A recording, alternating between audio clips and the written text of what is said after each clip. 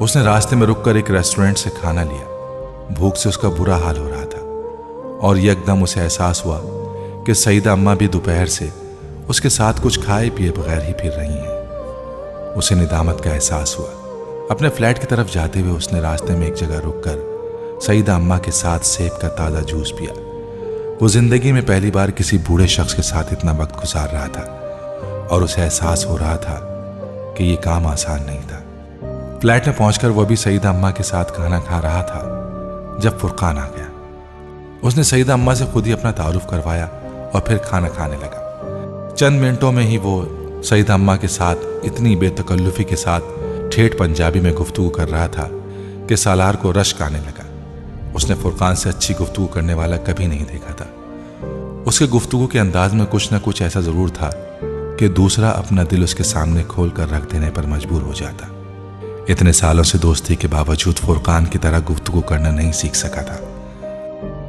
10 minute बाद वो वहां खामोशी से खाना खाने वाले एक सामे की हैसियत इख्तियार कर चुका था, जबकि फुरकान और सईदा अम्मा मुसलसल गुफ्तगू में मसरूफ थे। सईदा अम्मा ये जानकर कि फुरकान डॉक्टर है, उसे तिब्बी मशवरे लेने में मसरूफ थी।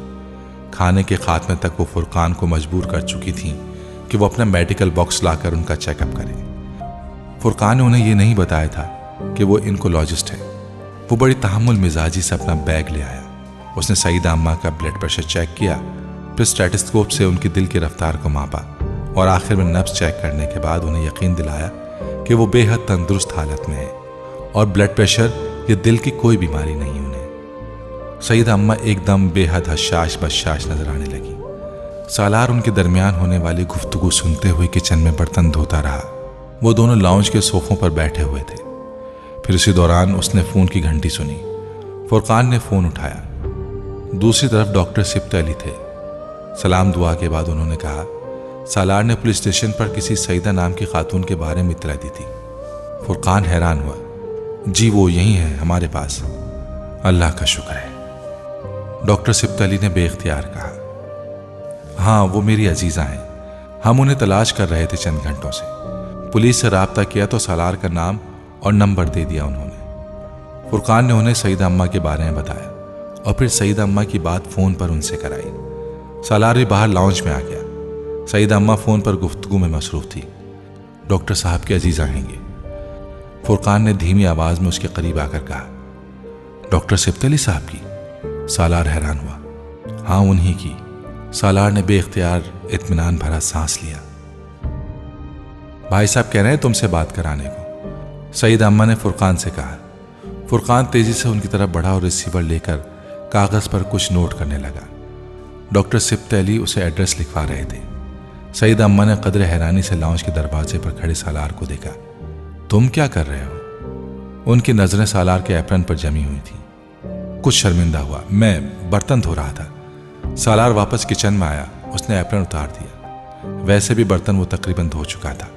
सालार आओ फिर इन्हें छोड़ कर आते हैं। उसे अपने अक़ब में फुरकान की आवाज़ आई। ये काम बाद में कर लेना, तुम गाड़ी की चाबी लो, मैं हाथ धोकर आता हूं, सालार ने कहा। अगले 10 मिनट में वो नीचे सालार की गाड़ी में थे। फुरकान अगली सीट पर था और इसके बावजूद पिछली सीट पर बैठी सईदा अम्मा से गुफ्तगू में मसरूफ था। साथ साथ वो सालार को रास्ते के बारे में हिदायत भी देता जा रहा था। बहुत तेज रफ्तारी से ड्राइविंग करते हुए वो 20 मिनट में मतलूबा मोहल्ले और गली में थे। बड़ी गली में गाड़ी खड़ी करने के बाद वो दोनों उन्हें अंदर गली में उनके घर तक छोड़ने गए। सईदा अम्मा को अब रहनुमाई की जरूरत नहीं थी। वो अपनी गली को पहचानती थी। वो फखरी अंदाज में जताते हुए सालार को बताती गई, हलवाई की दुकान, गटर के सीमेंट वाले ढक्कन, परवेज साहब का घर। जी। सालार मुस्कुराते हुए सर हिलाता रहा। उसने उनको ये नहीं बताया कि उनकी बताई हुई सारी निशानियां सही थी, सिर्फ वो उसे एक गलत इलाके में ले गई थी। आमना बेचारी परेशान हो रही होगी। उन्होंने सुर्ख ईंट की बनी हुई एक हवेली नुमा 2 मंजिला मकान के सामने रुकते हुए 275 दफा कहा। फुरकान ने आगे बढ़कर बैल बजाई। सालार कदर सताइशी अंदाज में हवेली पर नजरें दौड़ाता रहा। वो यकीनन काफी पुरानी हवेली थी, मगर मुसलसल देखभाल की वजह से वो उस गली में सबसे बावकार लग रही थी। तुम लोगों को अब मैंने चाय पिए बगैर नहीं जाने देना, सईदा अम्मा ने कहा। मेरी वजह से तुम लोगों को बहुत परेशानी हुई, खास तौर पर सालार को। बच्चा मुझे सारा दिन लिए फिरता रहा। सईदा अम्मा ने सालार के कंधे पर हाथ फेरते हुए कहा, कोई बात नहीं सईदा अम्मा, चाय हम फिर कभी पियेंगे, आज हमें देर हो रही है। हाँ सईदा अम्मा, आज चाय नहीं पियेंगे, कभी आकर आपके पास खाना खाएंगे। फुरकान ने भी जल्दी से कहा, देख लेना ऐसा ना हो कि याद ही ना रहे तुम्हें। लें भला, खाना कैसे भूलेंगे हम। वो जो आप पालक गोश्त की तरकीब बता रही थी वही बनाकर खिलाइएगा। फुरकान ने कहा। अंदर से कदमों की आवाज आ रही थी। सईदा अम्मा की बेटी दरवाजा खोलने आ रही थी और उसने दरवाजे से कुछ फासले पर ही सईदा अम्मा और फुरकान की आवाजें सुन रही थी, इसलिए उसने कुछ भी पूछे बगैर दरवाजे का बोल्ट अंदर से उतारते हुए दरवाजा थोड़ा सा खोल दिया। अच्छा सईदा अम्मा, खुदा हाफिज। फुरकान ने सईदा अम्मा को दरवाजे की सीढ़ियां चढ़ते हुए देखकर कहा। सालार इससे पहले ही पलट चुका था। गाड़ी में बैठकर उसे स्टार्ट करते हुए सालार ने फुरकान से कहा, तुम्हारी सबसे नापसंदीदा डिश पालक गोश्त है और तुम उनसे क्या कह रहे थे। फुरकान ने कह लगाया, कहने में क्या हर्ज है, वैसे हो सकता है वो वाकई इतना अच्छा पकाएं कि मैं खाने पर मजबूर हो जाऊं। तुम जाओगे उनके घर। सालार गाड़ी मेन रोड पर लाते हुए हैरान हुआ। बिल्कुल जाऊंगा, वादा किया है मैंने और तुमने। मैं तो नहीं जाऊंगा, सालार ने इनकार किया। जान न पहचान मुंह उठाकर उनके घर खाना खाने पहुंच जाओ। डॉक्टर सिब्त अली साहब के फर्स्ट कजन है और मुझसे ज्यादा तो तुम्हारी जान पहचान है उनके साथ। फुरकान ने कहा, वो और मामला था, उन्हें मदद की जरूरत थी, मैंने कर दी और बस इतना काफी है। उनके बेटे यहां होते तो और बात थी, लेकिन इस तरह अकेली औरतों के घरों में तो कभी नहीं जाऊंगा। सालार संजीदा था। मैं कौन सा अकेला जाने वाला हूं यार, बीवी बच्चों को साथ लेकर जाऊंगा। जानता हूं मेरा अकेला उनके यहां जाना मुनासिब नहीं है। नौशीन भी उनसे मिलकर खुश होगी। हाँ, भाभी के साथ चले जाना, कोई हर्ज नहीं है। सालार मुतमईन हुआ। मैं जाऊं? तुमको भी साथ चलना है, उन्होंने तुम्हें भी दावत दी है। मैं तो नहीं जाऊंगा, मेरे पास इतना वक्त नहीं है, तुम हो आना काफी है। सालार ने लापरवाही से कहा। तुम उनके खास मेहमान हो, तुम्हारे बगैर तो सब कुछ फीका रहेगा। सालार को उसका लहजा कुछ अजीब सा लगा। उसने गर्दन मोड़कर फुरकान को देखा। वो मुस्कुरा रहा था। क्या मतलब? मेरा ख्याल उन्हें तुम दामाद के तौर पर पसंद आ गए हो। फजूल बातें मत करो। सालार ने उसे नाराजगी से देखा। अच्छा, देख लेना, प्रपोजल आएगा तुम्हारा उसके घर से। सईदा अम्मा को तुम हर तरह से अच्छे लगे हो। हर बात पूछी उन्होंने मुझसे तुम्हारे बारे में, यह भी कि तुम्हारा शादी का कोई इरादा है कि नहीं, और है तो कब तक करने का इरादा है। मैंने कहा जैसे ही कोई अच्छा प्रपोजल मिला वो फौरन कर लेगा। फिर वो अपनी बेटी के बारे में बताने लगी। अब जितनी तारीफें वो अपनी बेटी की कर रही थीं, अगर हम उसमें से 50% भी सच समझ लें तो भी वो लड़की, क्या नाम ले रही थी, हाँ आमना, तुम्हारे लिए बेहतरीन होगी। शर्म आनी चाहिए तुम्हें। डॉक्टर सिब्त अली साहब के रिश्तेदार हैं वो, और तुम उनके बारे में फजूल बातें कर रहे हो। सालार ने उसे झटका। फुरकान संजीदा हो गया। मैं कोई गलत बात नहीं कर रहा हूं। तुम्हारे लिए तो एजाज की बात होनी चाहिए कि तुम्हारी शादी डॉक्टर सिब्त अली साहब के खानदान में हो रही है। जस्ट शट अप फुरकान, ये मसला काफी डिस्कस हो गया, अब खत्म करो। सालार ने सख्ती से कहा। चलो ठीक है, खत्म करते हैं, फिर कभी बात करेंगे। फुरकान ने इत्मीनान से कहा। सालार ने गर्दन मोड़कर चुभती हुई नजरों से उसे देखा। ड्राइविंग कर रहे हो, सड़क पर ध्यान रखो। फुरकान ने उसके कंधों को थपथपाया। सालार कुछ नाराजगी के आलम में सड़क की तरफ मुतवज्जो हो गया।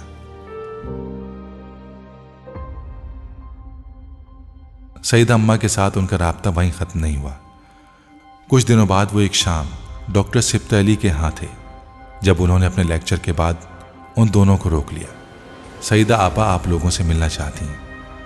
मुझसे कह रही थी कि मैं आप लोगों के यहाँ उन्हें ले जाऊं। मैंने उनको बताया कि शाम को वो लोग मेरी तरफ आएंगे, आप यहीं मिल लें। आप लोगों ने शायद कोई वादा किया था उनके यहाँ जाने का, मगर गए नहीं। फुरकान ने माने खेज नजरों से सालार को देखा। वो नजरें चुरा गया। नहीं, हम लोग सोच रहे थे, मगर कुछ मसरूफियत थी, इसलिए नहीं जा पाए, फुरकान ने जवाबन कहा। वो दोनों डॉक्टर सिब्त अली के साथ उनके ड्राइंग रूम में चले आए, जहां कुछ देर बाद सईदा अम्मा भी आ गई, और आते ही उनकी शिकायत और नाराजगी का सिलसिला शुरू हो गया। फुरकान उन्हें मुतमईन करने में मसरूफ रहा, जबकि सालार खामोशी से बैठा रहा। अगले वीकेंड पर फुरकान ने सालार को सईदा अम्मा की तरफ जाने के प्रोग्राम के बारे में बताया। सालार को इस्लामाबाद और फिर वहां से गांव जाना था, इसलिए उसने अपनी मसरूफियत बताकर सईदा अम्मा से माजरत कर ली।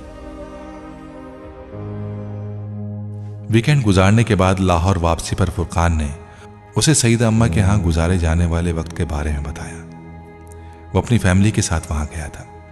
सालार, मैं सईदा अम्मा की बेटी से ही मिला था। फुरकान ने बात करते हुए अचानक कहा, बहुत अच्छी लड़की है।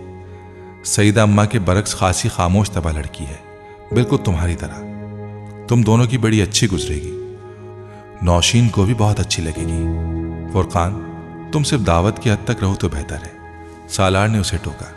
मैं बहुत सीरियस हूं, फुरकान ने कहा। मैं भी सीरियस हूं, सालार ने उसी अंदाज में कहा। तुम्हें पता है फुरकान, तुम जितना शादी पर इसरार करते हो, मेरा शादी से उतना ही दिल उठ जाता है, और ये सब तुम्हारी इन बातों की वजह से है। सालार ने सोफे की पुष्ट से टेक लगाते हुए कहा, मेरी बातों की वजह से नहीं। तुम साफ साफ ये क्यों नहीं कहते कि तुम इमामा की वजह से शादी नहीं करना चाहते? फुरकान एकदम संजीदा हो गया। ओके, साफ साफ कह देता हूं, मैं इमामा की वजह से शादी नहीं करना चाहता। फिर?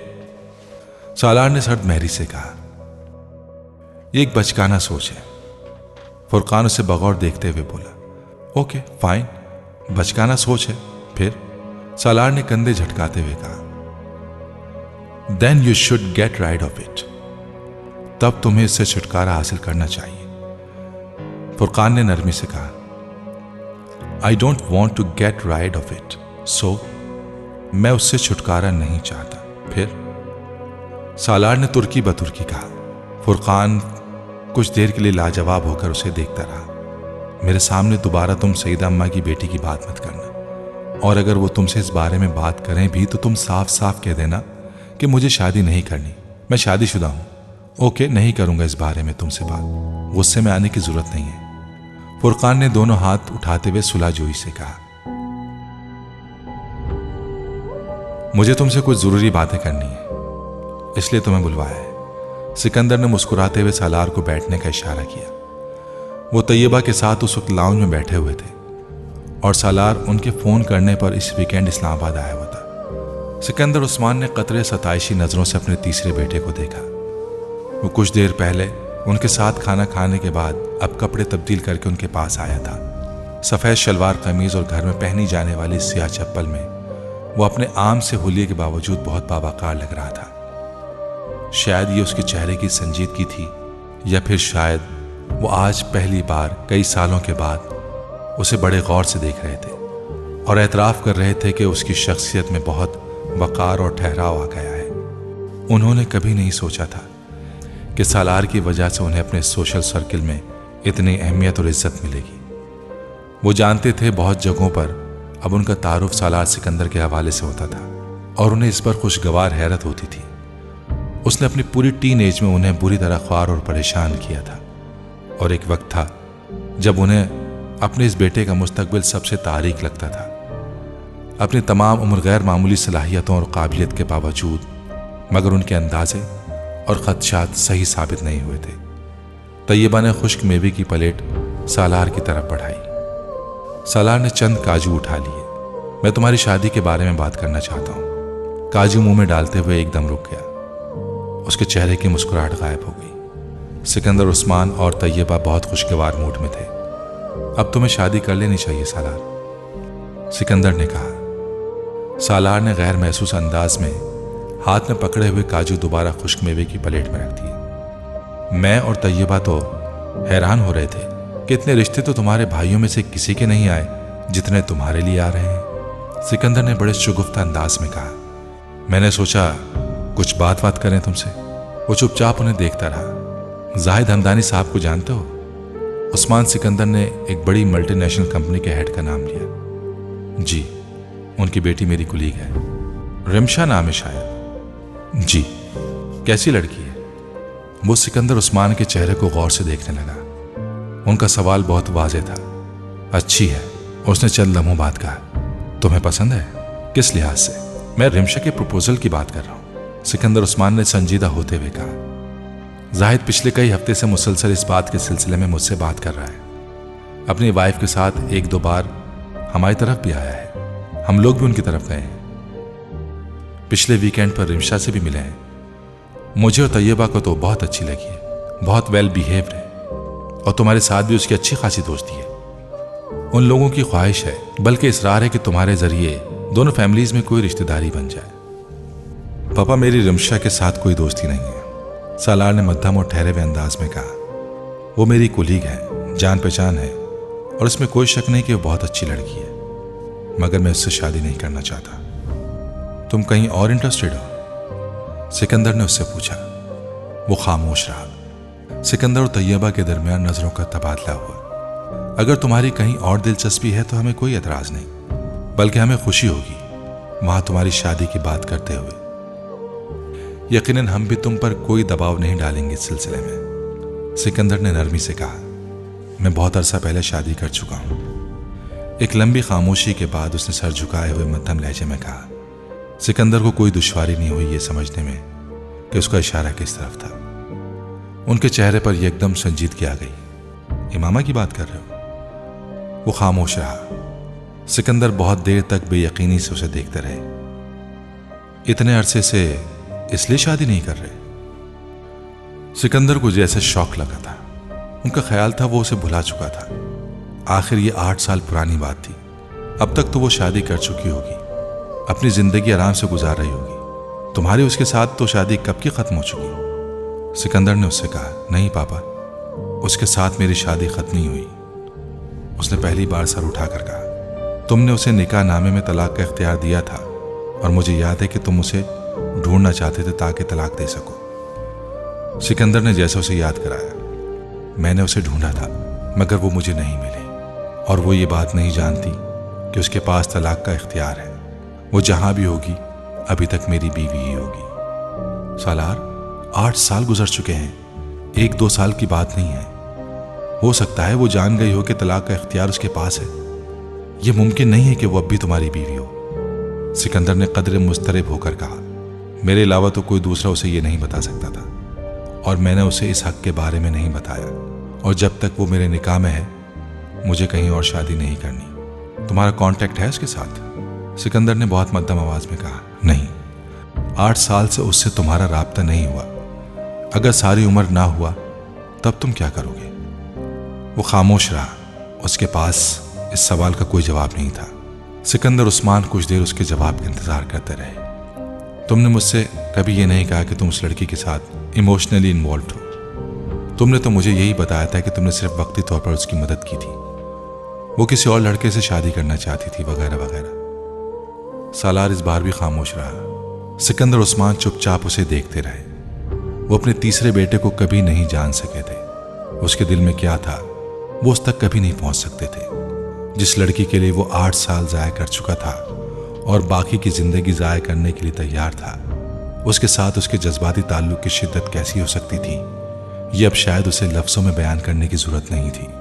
कमरे में खामोशी का एक लंबा वक्फा आया। फिर सिकंदर उस्मान उठकर अपने ड्रेसिंग रूम में चले गए। उनकी वापसी चंद मिनटों बाद हुई। सोफे पर बैठने के बाद उन्होंने सालार की तरफ एक लिफाफा बढ़ा दिया। उसने सवालिया नजरों से उन्हें देखते हुए वो लिफाफा पकड़ लिया। इमामा ने मुझसे राब्ता किया था। वो सांस नहीं ले सका। सिकंदर उस्मान एक बार फिर सोफे पर बैठ चुके थे। ये 5-6 साल पहले की बात है। वो तुमसे बात करना चाहती थी। फोन नासरा ने उठाया था और उसने इमामा की आवाज पहचान ली थी। तब तुम पाकिस्तान में थे। नासरा ने तुम्हारे बजाय मुझसे उसकी बात कराई। उसने मुझसे कहा कि मैं तुमसे उसकी बात कराऊं। मैंने उससे कहा कि तुम मर चुके हो।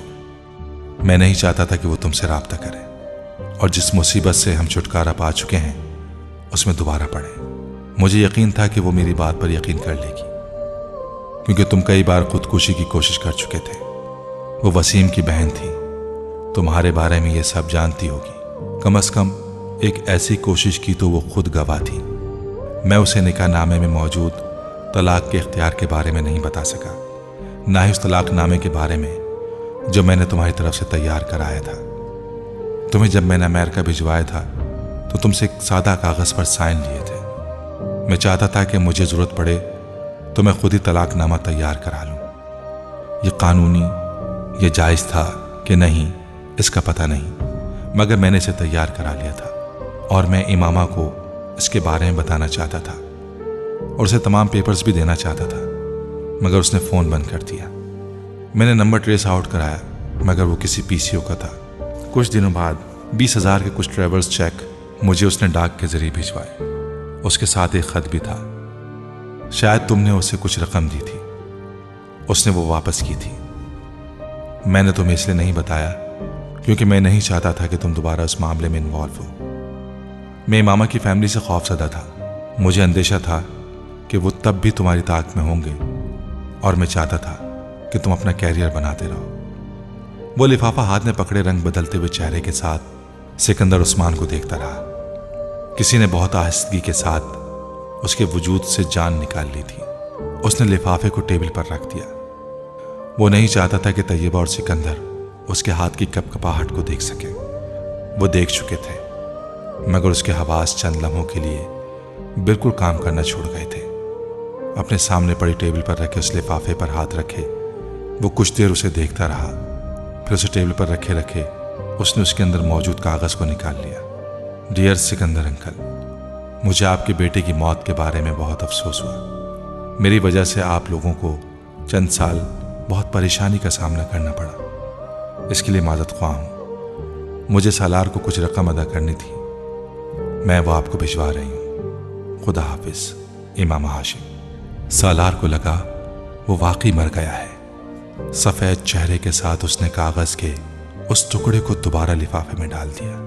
कुछ भी कहे बगैर उसने लिफाफा थामा और उठ खड़ा हुआ। सिकंदर और तैयबा दम बखुद उसे देख रहे थे।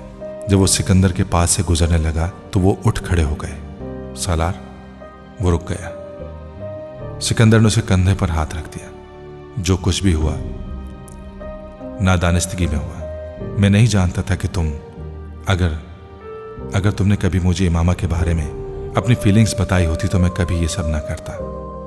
मैं इस सारे मामले को किसी और तरह हैंडल करता या फिर उसके साथ तुम्हारा राब्ता करा देता। मेरे बारे में अपने दिल में कोई शिकायत या गिला मत रखना। सालार ने सर नहीं उठाया, उनसे नजर नहीं मिलाई, मगर सर को हल्की सी जुम्बिश थी।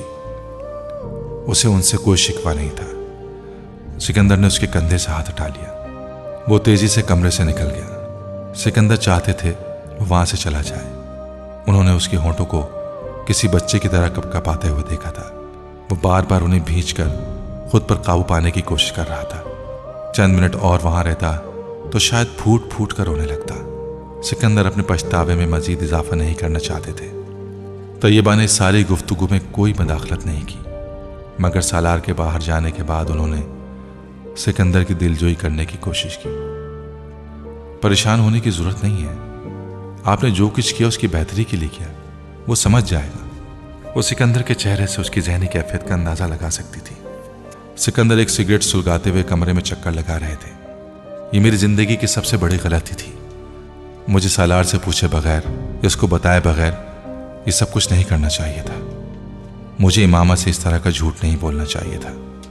मुझे वो बात अधूरी छोड़कर तासुफ आमेज अंदाज में एक हाथ को मुट्ठी की सूरत में भींचे हुए खिड़की में जाकर खड़े हो गए। गाड़ी बहुत मोहतात अंदाज में सड़क पर फिसल रही थी। सालार कई साल बाद पहली बार इस सड़क पर रात के इस पहर गाड़ी चला रहा था। वो रात उसकी आंखों के सामने किसी फिल्म की तरह चल रही थी। उसे लगा 8 साल उड़कर गायब हो गए थे।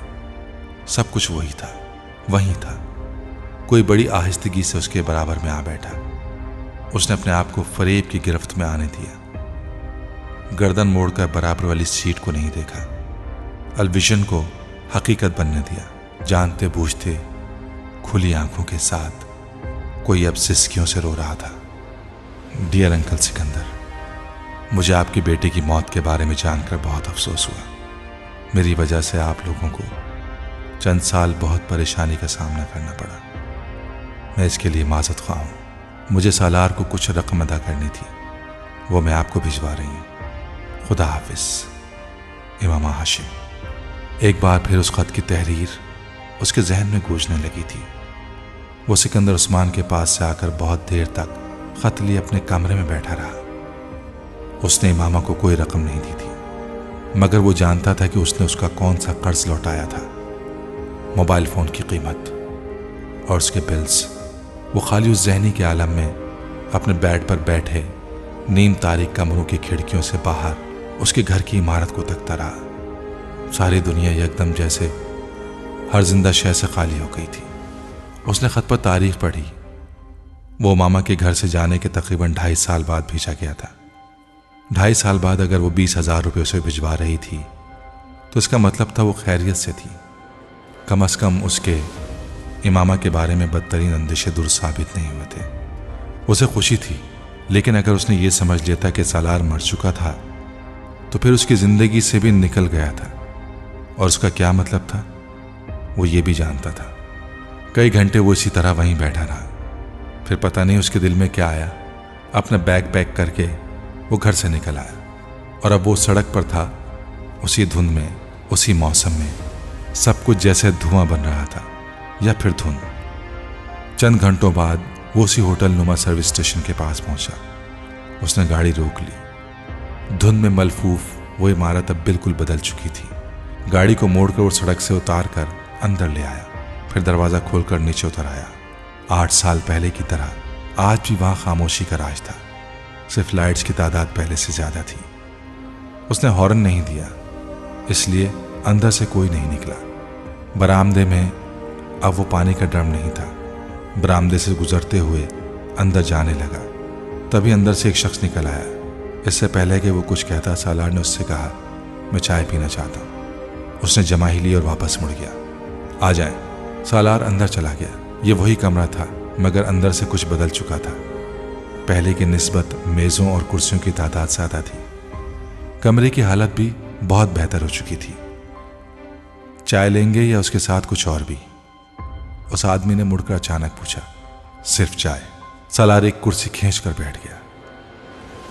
आदमी काउंटर के अक़ब में अब स्टोव जलाने में मसरूफ हो चुका था। आप कहाँ से आए हैं?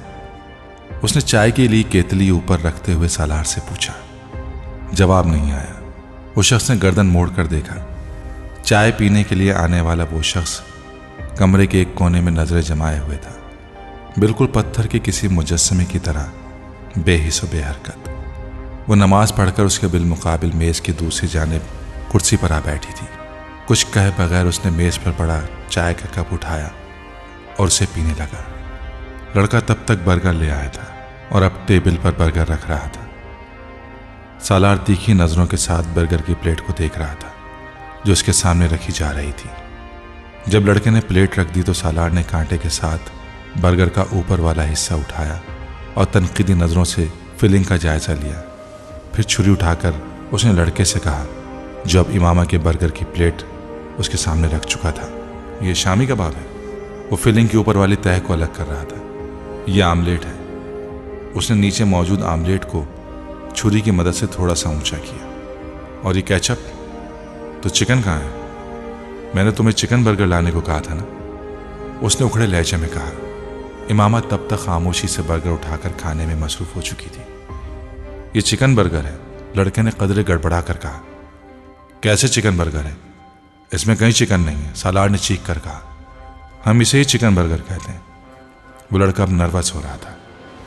और जो सादा बर्गर है उसमें क्या डालते हो? उसमें बस शामी कबाब होता है, अंडा नहीं होता। और अंडा डालकर सादा बर्गर चिकन बर्गर बन जाता है। चूंकि अंडे से मुर्गी निकलती है और मुर्गी के गोश्त को चिकन कहते हैं, इसलिए डायरेक्टली नहीं तो इनडायरेक्टली ये चिकन बर्गर बनता है, सालार ने बड़ी संजीदगी से कहा। वो लड़का खिस्सियाने अंदाज में हंसा। इमामा इन दोनों की गुफ्तगू पर तवज्जो दिए बगैर हाथ में पकड़ा बर्गर खाने में मसरूफ थी। ठीक है, जाओ, सालार ने कहा। लड़के ने यकीनन सुकून का सांस लिया और वहां से गायब हो गया। छुरी और कांटे को रखकर सालार ने बाएं हाथ से बर्गर को उठाया। बर्गर खाते हुए इमामा ने पहली बार प्लेट से सालार के होंठों तक बाएं हाथ में बर्गर के सफ़र को ताज्जुब आमेज नज़रों से देखा। और ये ताज्जुब एक लम्हे में गायब हो गया था। वो एक बार फिर बर्गर खाने में मसरूफ थी। सालार ने अपने बर्गर को दांतों से काटा, एक लम्हे के लिए मुंह चलाया और फिर बर्गर को अपनी प्लेट में उछाल दिया। फजूल है बर्गर, तुम किस तरह खा रही हो? सालार ने लुक़मे को बमुश्किल हलक से निगलते हुए कहा। इतना बुरा भी नहीं है जितना तुम्हें लग रहा है, इमामा ने बेतासुर अंदाज में कहा। हर चीज़ में तुम्हारा स्टैंडर्ड बड़ा लो है इमामा, वो चाहे बर्गर हो या शौहर। बर्गर खाते हुए इमामा का हाथ रुक गया। सालार ने उसके सफ़ेद चेहरे को एक पल में सुर्ख होते देखा। सालार के चेहरे पर एक तपा देने वाली मुस्कुराहट आई। मैं जलालुन नसर की बात कर रहा हूं, उसने जैसे इमामा को याद दिलाया। तुम ठीक कहते हो, इमामा ने पुरसुकून लहजे में कहा। मेरा स्टैंडर्ड वाकई बहुत लो है। वो एक बार फिर बर्गर खाने लगी। मैंने सोचा तुम बर्गर मेरे मुंह पर दे मारोगी, सालार ने दबी मुस्कुराहट के साथ कहा। मैं रिस्क जैसी नेमत को क्यों ज़ाया करूंगी? ये इतना बुरा बर्गर नेमत है, उसने तज़दीक आमेज अंदाज में कहा। और कौन कौन सी नेमतें हैं इस वक्त तुम्हारे पास? इंसान अल्लाह की नेमतों का शुक्र अदा ही नहीं कर सकता। ये मेरी ज़बान पर जायक़े चखने की जो हिस्स है, ये कितनी बड़ी नेमत है कि अगर मैं कोई चीज़ खाती हूँ तो उसका जायका महसूस कर सकती हूँ। बहुत से लोग इस नेमत से भी महरूम होते हैं, और उन लोगों में टॉप ऑफ द लिस्ट सालार सिकंदर का नाम होगा, है ना? उसने इमामा की बात मुकम्मल होने से पहले ही तेज़ आवाज़ में उसकी बात काटी। सालार सिकंदर कम अज़ कम इस तरह की चीज़ें खाकर एंजॉय नहीं कर सकता।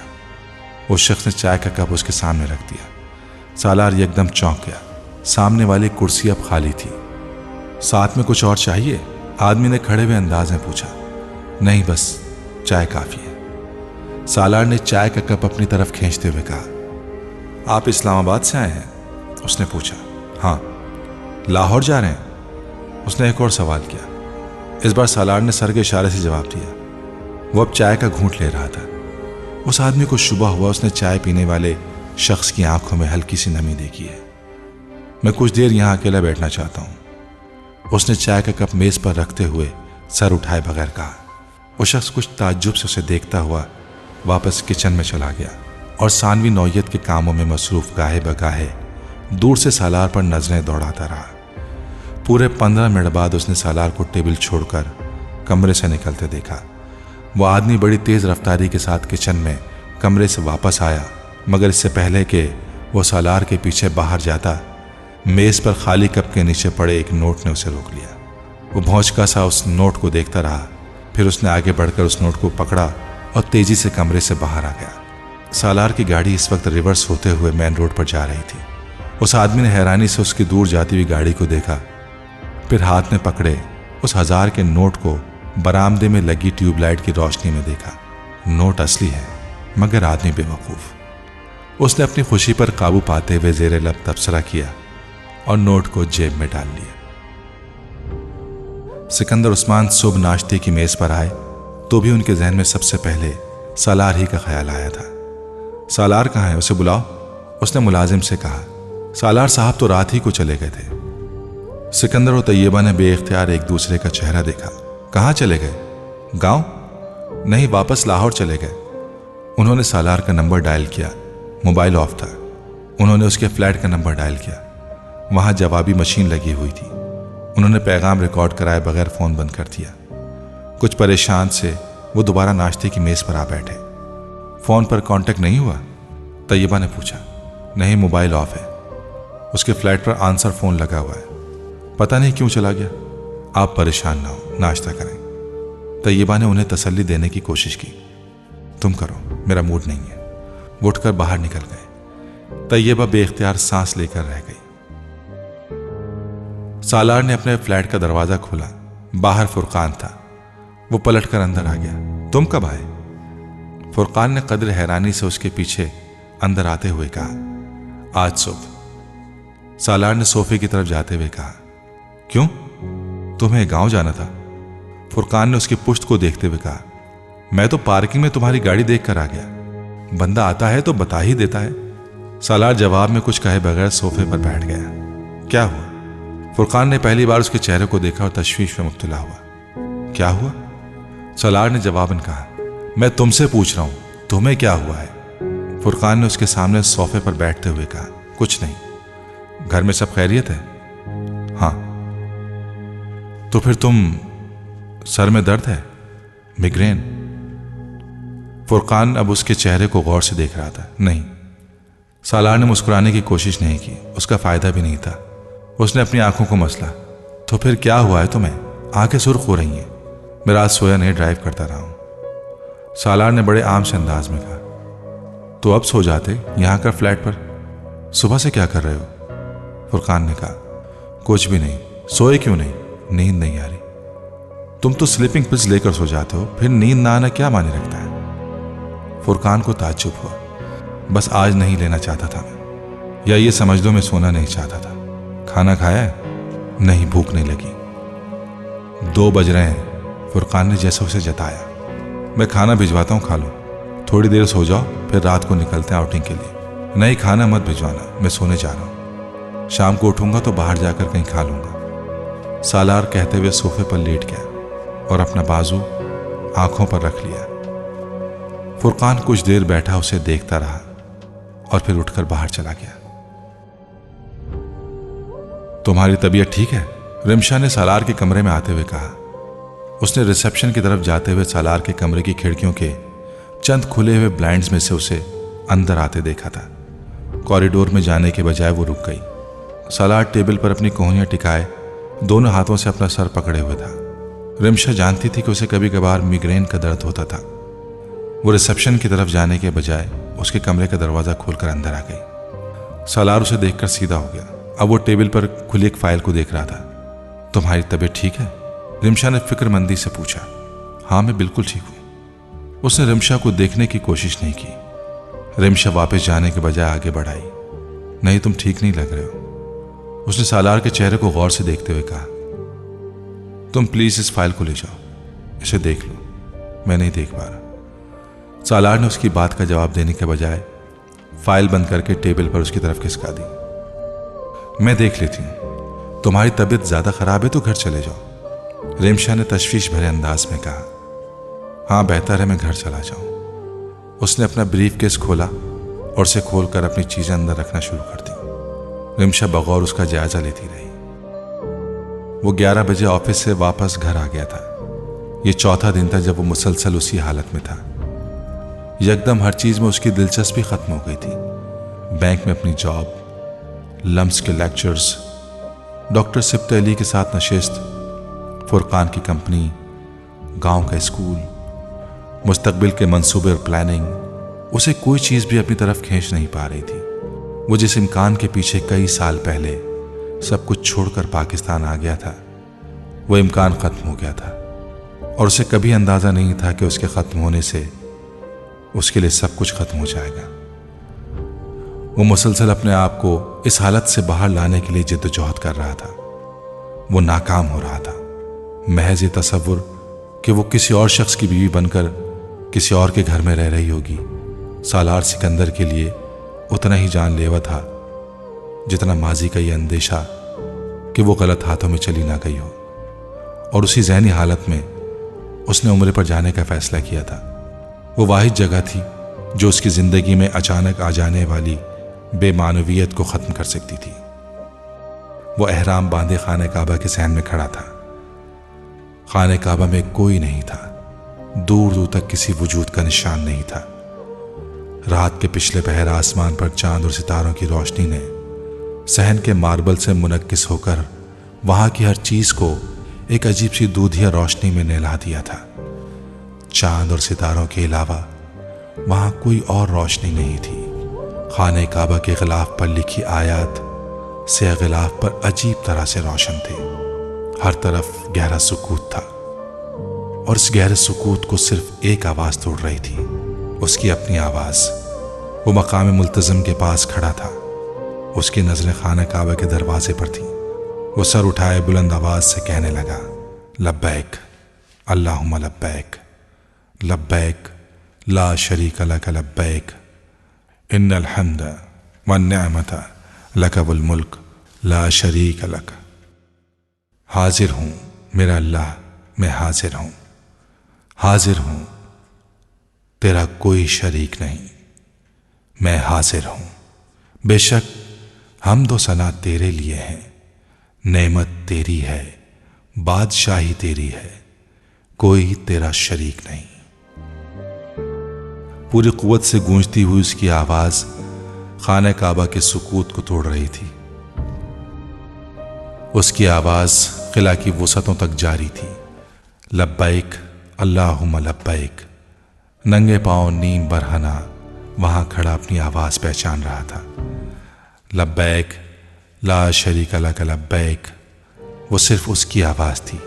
इन्नल हम्द व निअमत लक वल मुल्क। उसकी आंखों से बहते हुए आंसू उसकी ठोड़ी से नीचे उसके पैरों की उंगलियों पर गिर रहे थे।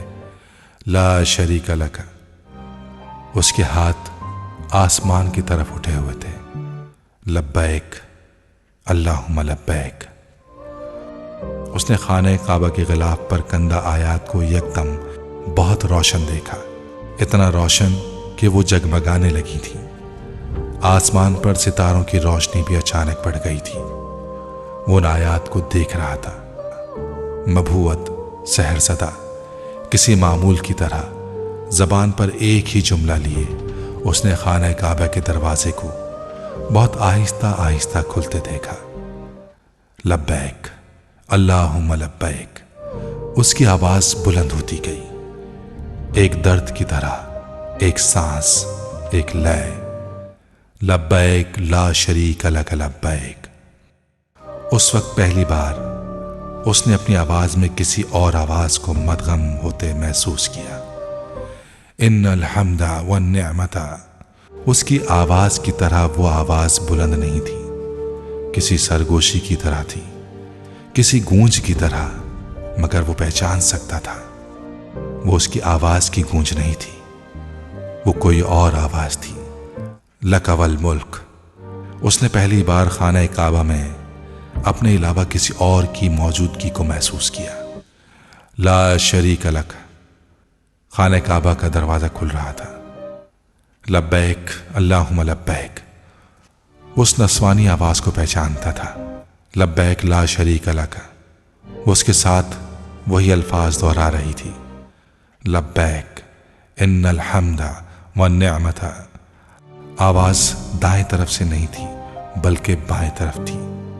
कहां? उसकी पुश्त पर, चंद कदम के फासले पर। लक वल मुल्क ला शरीक लक। उसने झुककर अपने पांव पर गिरने वाले आंसुओं को देखा। उसके पांव भीग चुके थे। उसने सर उठाकर खाने काबा के दरवाजे को देखा। दरवाजा खुल चुका था। अंदर रोशनी थी, दूधिया रोशनी, इतनी रोशनी कि उसने बेख्तियार घुटने टेक दिए। वो अब सजदा कर रहा था। रोशनी कम हो रही थी। उसने सजदे से सर उठाया, रोशनी और कम हो रही थी। वो उठकर खड़ा हो गया। खाने काबा का दरवाजा बंद हो रहा था। रोशनी और कम होती जा रही थी और तब उसने एक बार फिर सरगोशी में वही नस्वानी आवाज सुनी। इस बार उसने मुड़कर देखा था। सालार की आंख खुल गई। वो हरम शरीफ के एक बरामदे के सुतून से सर टिकाए हुए था। वो कुछ देर सुस्ताने के लिए वहां बैठा था, मगर नींद ने अजीब अंदाज में उस पर गलबा पाया। वो इमामा थी, बेशक इमामा थी। सफेद अहराम में उसके पीछे खड़ी उसने उसकी सिर्फ एक झलक देखी थी, मगर एक झलक भी उसे यकीन दिलाने के लिए काफी थी कि वो इमामा के अलावा कोई और नहीं थी। खाली उस ज़हनी के आलम में लोगों को इधर से उधर जाते हुए देखकर बेइख्तियार दिल भर आया। 8 साल से ज्यादा हो गया था उसे उस औरत को देखे जिसे उसने आज वहां हरम शरीफ में देखा था। किसी जख्म को फिर उधेड़ा गया था। उसने गिलासेस उतार दिए, दोनों हाथों से चेहरों को ढांप लिया। आंखों से उबलते गर्म पानी को रगड़ते, आंखों को मसलते उसे ख्याल आया यह हरम शरीफ था। यहां उसे किसी से आंसू छुपाने की जरूरत नहीं थी। यहां सब आंसू बहाने के लिए ही आते हैं। उसने चेहरे से हाथ हटा लिए। उस पर रिक्कत तारी हो रही थी। वो सर झुकाए वहां बहुत देर रोता रहा। फिर उसे याद आया वो हर साल वहां उम्रा करने के लिए आया करता था। वो इमामा हाशिम की तरफ से भी उम्रा किया करता था। वो उसकी आफियत और लंबी जिंदगी के लिए भी दुआ मांगा करता था। वो इमामा हाशिम को हर परेशानी से महफूज रखने के लिए भी दुआ मांगा करता था। उसने वहां हरम शरीफ में इतने सालों में अपने और इमामा के लिए हर दुआ मांग छोड़ी थी, जहां भर की दुआएं, मगर उसने वहां हरम शरीफ में इमामा को कभी अपने लिए नहीं मांगा था। अजीब बात थी, मगर उसने वहां इमामा के हुसूल के लिए कभी दुआ नहीं की थी। उसके आंसू एकदम थम गए। वो अपनी जगह से उठ खड़ा हो गया। वुजू के बाद उसने उम्रे के लिए एहराम बांधा। काबे का तवाफ करते हुए उसे इस बार इत्तफाकन उसे मकाम मुल्तजिम के पास जगह मिल गई। वहाँ जहाँ उसने अपने आप को ख्वाब में खड़े देखा था, अपने हाथ ऊपर उठाते हुए उसने दुआ करना शुरू की। यहाँ खड़े होकर तो उससे अंबिया दुआ करते थे। उनकी दुआओं और मेरी दुआओं में बहुत फर्क है। वो गिड़गिड़ा रहा था, मैं नबी होता तो नबियों जैसी दुआ करता, मगर मैं तो आम बशर हूं और गुनाहगार बशर। मेरी ख्वाहिशात, मेरी आरज़ुएं सब आम हैं। यहां खड़े होकर कभी कोई किसी औरत के लिए रोया नहीं होगा। मेरी जिल्लत और मेरी पस्ती की इससे ज्यादा इंतहा क्या होगी कि मैं यहां खड़ा, हरम पाक में खड़ा एक औरत के लिए गिड़गिड़ा रहा हूं। मगर मुझे न अपने दिल पर इख्तियार है, न अपने आंसुओं पर। यह मैं नहीं था जिसने उस औरत को अपने दिल में जगह दी, ये तूने किया। क्यों मेरे दिल में उस औरत के लिए इतनी मोहब्बत डाल दी कि मैं तेरे सामने खड़ा होकर भी उसे याद कर रहा हूं। क्यों मुझे इस कदर बेबस कर दिया कि मुझे अपने वजूद पर भी कोई इख्तियार नहीं रहा। मैं वो बशर हूं जिसे तूने उन तमाम कमजोरियों के साथ बनाया। मैं वो बशर हूं जिसे तेरे सिवा कोई रास्ता दिखाने वाला नहीं। और वो औरत मेरी जिंदगी के हर रास्ते पर खड़ी है, मुझे कहीं जाने कहीं पहुंचने नहीं दे रही। या तो उसकी मोहब्बत को इस तरह मेरे दिल से निकाल दे कि मुझे कभी उसका ख्याल तक ना आए, या फिर उसे मुझे दे दे।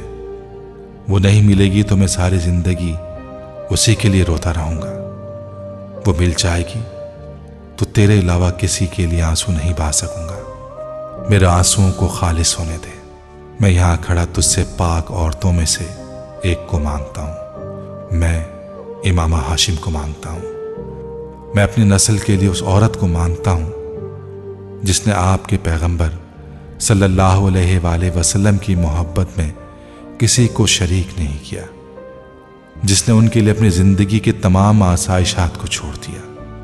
अगर मैंने अपनी जिंदगी में कभी कोई नेकी की है तो मुझे उसके एवज इमामा हाशिम दे दे। तो चाहे तो यह अब भी हो सकता है, अब भी मुमकिन है, मुझे इस आजमाइश से निकाल दे, मेरी जिंदगी आसान कर दे। 8 साल से मैं जिस तकलीफ में हूं, मुझे उससे रिहाई दे दे। सालार सिकंदर पर एक बार फिर रहम कर, वही जो तेरी सिफात में अफजल तरीन है।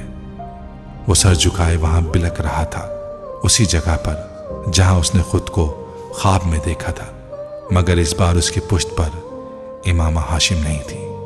बहुत देर तक गिड़गिड़ाने के बाद वो वहां से हट गया था। आसमान पर सितारों की रोशनी अब भी मध्यम थी। खाने काबा रोशनियों से अब भी बकाए नूर बना हुआ था। लोगों का हुजूम रात के इस पहर भी उसी तरह था। ख्वाब की तरह खाने काबा का दरवाजा भी नहीं खुला था। उसके बावजूद वहां से हटते हुए सालार सिकंदर को अपने अंदर सुकून उतरता महसूस हुआ था। वो उस कैफियत से बाहर आ रहा था जिसमें वो पिछले 1 माह से था। एक अजीब सा करार था जो उस दुआ के बाद उसे मिला था। वो उसी करार और तमानियत को लिए हुए 1 हफ्ते बाद पाकिस्तान लौट आया था। मैं अगले साल पीएचडी के लिए अमेरिका जा रहा हूं। फुरकान ने बेख्तियार चौंक कर सालार को देखा। क्या मतलब? सालार हैरानी से मुस्कुराया। क्या मतलब का क्या मतलब? मैं पीएचडी करना चाहता हूं। यूं अचानक? अचानक तो नहीं, पीएचडी तो करनी थी मुझे। बेहतर है अभी कर लूं, सालार इत्मीनान से बता रहा था। वो दोनों फुरकान के गांव से वापस आ रहे थे। फुरकान ड्राइव कर रहा था जबकि सालार ने अचानक उसे पीएचडी के इरादे के बारे में बताया। मैंने बैंक को बता दिया है, मैंने रिजाइन करने का सोचा है, लेकिन वो मुझे छुट्टी देना चाह रहे थे। अभी मैंने सोचा नहीं कि उनके ऑफर कबूल कर लूं या रिजाइन कर दूं। तुम सारी प्लानिंग किए बैठे हो। हाँ यार, मैं मजाक नहीं कर रहा, मैं वाकई अगले साल पीएचडी के लिए जा रहा हूं। चंद माह पहले तक तो तुम्हारा ऐसा कोई इरादा नहीं था। इरादे का क्या है, वो तो एक दिन में बन जाता है। सालार ने कंधे झटकते हुए खिड़की के शीशे से बाहर नजर आने वाले खेतों को देखते हुए कहा, मैं वैसे भी बैंकिंग से मुताल्लिक एक किताब लिखना चाहता हूं। लेकिन यहाँ मैं पिछले कुछ सालों में इतना मसरूफ रहा हूँ कि उस पर काम नहीं कर सका। मैं चाहता हूँ कि पीएचडी के दौरान मैं ये किताब लिखकर शाये भी करा लूँ। मेरे पास कुछ फुर्सत होगी तो मैं ये काम बआसानी कर लूँगा। फुरकान कुछ देर खामोशी से गाड़ी ड्राइव करता रहा, फिर उसने कहा, और स्कूल, उसका क्या होगा? उसका कुछ नहीं होगा, वो ऐसे ही चलता रहेगा। उसका इंफ्रास्ट्रक्चर भी कुछ बेहतर हो जाएगा। बोर्ड ऑफ गवर्नर्स है, वो लोग आते जाते रहेंगे। तुम हो, मैंने पापा से बात भी की है और वो भी आया करेंगे यहाँ पर। मेरे ना होने से कुछ खास फर्क नहीं पड़ेगा। ये स्कूल बहुत पहले सालार सिकंदर की थमाई हुई लाठियाँ छोड़ चुका है। आइंदा भी उसे इनकी ज़रूरत नहीं पड़ेगी, मगर मैं मुकम्मल तौर पर उससे क़त्अ ताल्लुक़ नहीं कर रहा हूँ। मैं उसको देखता रहूँगा। कभी मेरी मदद की ज़रूरत पड़ी तो आ जाया करूँगा। पहले भी तो ऐसा ही किया करता था। वो अब थर्मस में से चाय कप में डाल रहा था। पीएचडी के बाद क्या करोगे? फुरकान ने संजीदगी से पूछा। वापिस आऊँगा, पहले की तरह यहीं पर काम करूँगा। हमेशा के लिए नहीं जा रहा हूँ। सालार ने मुस्कुराते हुए उसके कंधे को थपका। क्या चंद साल बाद नहीं जा सकते तुम? नहीं, जो काम आज होना चाहिए उसे आज ही होना चाहिए। मेरा मूड है पढ़ने का। चंद साल बाद शायद ख्वाहिश ना रहे। सालार ने चाय के घूंट लेते हुए कहा। वह बाएं हाथ से रेडियो को ट्यून करने में मसरूफ था। रोटरी क्लब वाले अगले वीकेंड पर एक फंक्शन कर रहे हैं। मेरे पास इनविटेशन आया है, चलोगे? उसने रेडियो को ट्यून करते हुए फुरकान से पूछा। क्यों नहीं चलूंगा, उनके प्रोग्राम दिलचस्प होते हैं, फुरकान ने जवाबन कहा। गुफ्तगू का मौजू बदल चुका था। उस दिन इतवार का दिन था। सालार सुबह देर से उठा। अखबार लेकर सुर्खियों पर नजर दौड़ाते हुए वो किचन में नाश्ता तैयार करने लगा। उसने सिर्फ हाथ मुंह धोया था, शेव नहीं की थी। नाइट ड्रेस के ऊपर ही उसने एक ढीला ढाला स्वेटर पहन लिया।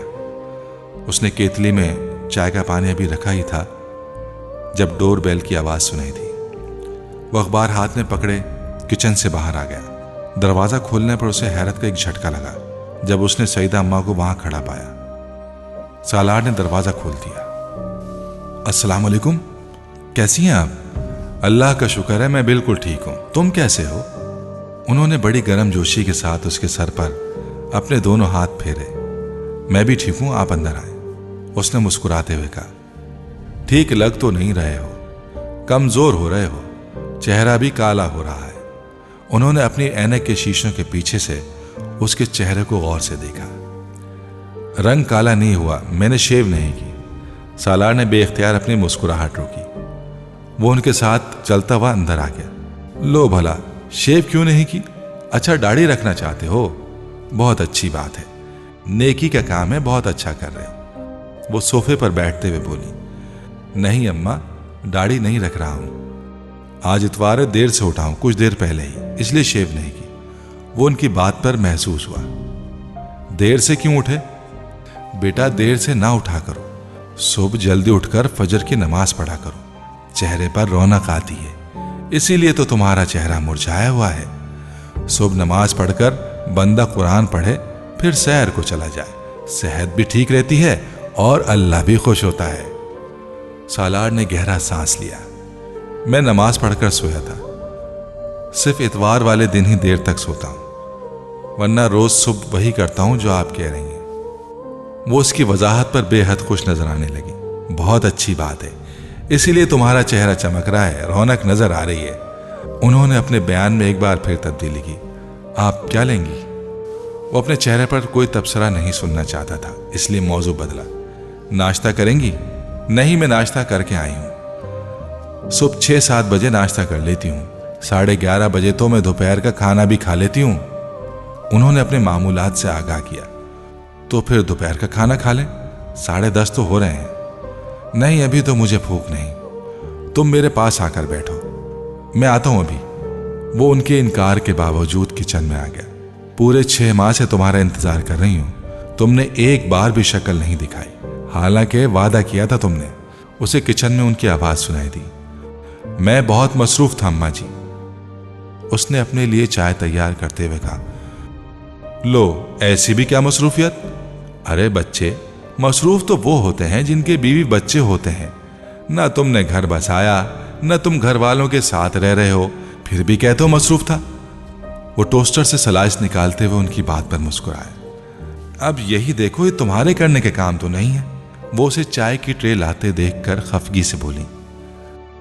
मैं तो कहती हूं ये काम मर्द के करने वाले ही नहीं। वो कुछ कहे बगैर मुस्कुराते हुए मेज पर बर्तन रखने लगा। अब देखो, बीवी होती तो ये काम बीवी कर रही होती। मर्द अच्छा नहीं लगता ऐसे काम करते हुए।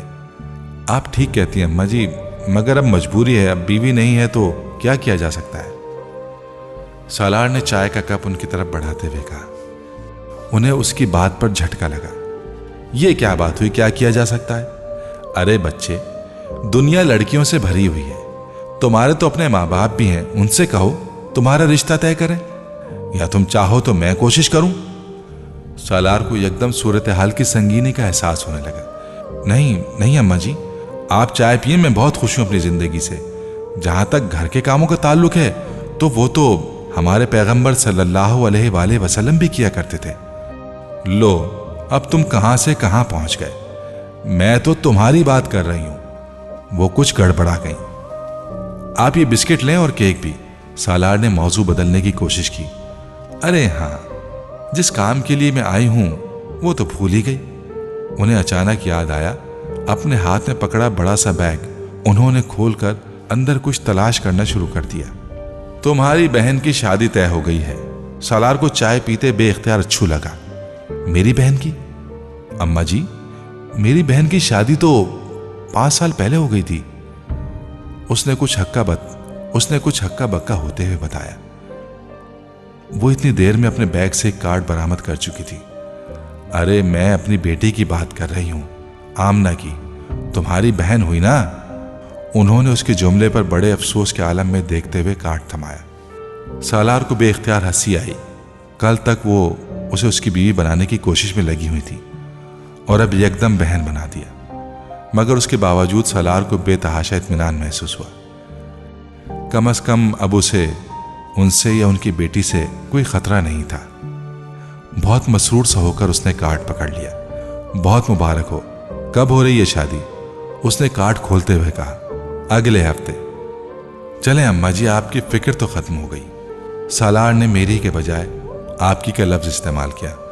हाँ, अल्लाह का शुक्र है, बहुत अच्छी जगह रिश्ता हो गया। मेरी जिम्मेदारी खत्म हो जाएगी। फिर मैं भी अपने बेटों के पास इंग्लैंड चली जाऊंगी। सालार ने कार्ड पर एक सरसरी सी नजर दौड़ाई। ये कार्ड तुम्हें देने खास तौर पर आई हूं। इस बार कोई बहाना नहीं सुनूंगी। तुम्हें शादी पर आना है। भाई बनकर रुखसत करना बहन को। सालार ने अपनी मुस्कुराहट जब्त करते हुए चाय का कप लिया। आप फिक्र ना करें, मैं जरूर आऊंगा।